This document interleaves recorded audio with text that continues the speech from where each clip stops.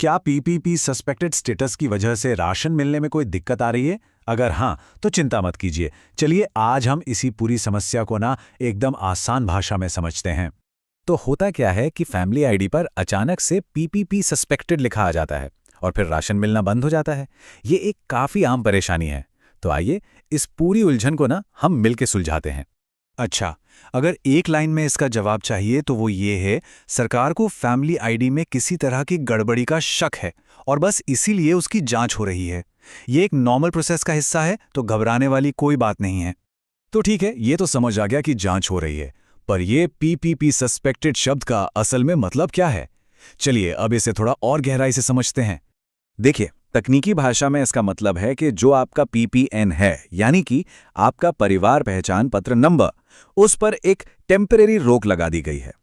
ऐसा इसलिए हुआ क्योंकि सिस्टम को लगा कि जो जानकारी दी गई है उसमें कहीं कुछ मिसमैच है, कुछ गड़बड़ है, और इसी वजह से एक वेरिफिकेशन प्रोसेस शुरू हो गया है।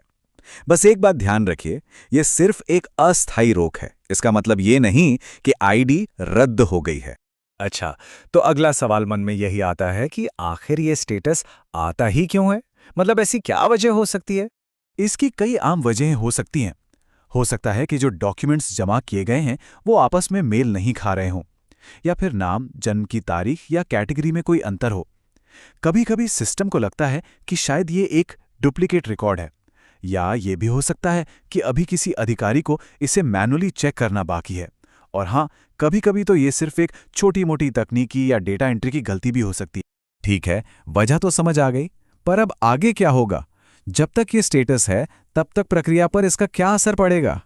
इसका सीधा सा मतलब है कि जब तक वेरिफिकेशन पूरा होकर मंजूरी नहीं मिल जाती तब तक राशन की प्रक्रिया रुकी रहेगी।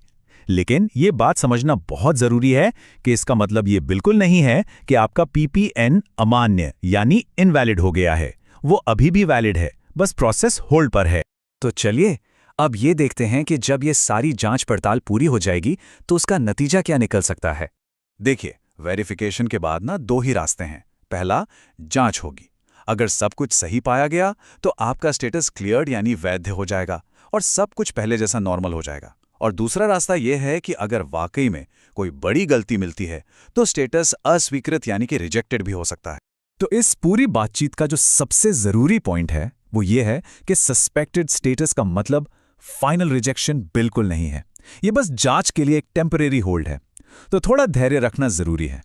तो अब जब ये पूरी प्रक्रिया साफ हो गई है, एक सवाल तो मन में आता ही है, भविष्य में ऐसी किसी भी परेशानी से बचने के लिए वो सबसे ज़रूरी कदम क्या हो सकता है जिससे हमारा डेटा हमेशा सही और सटीक रहे? इस पर सोचना बहुत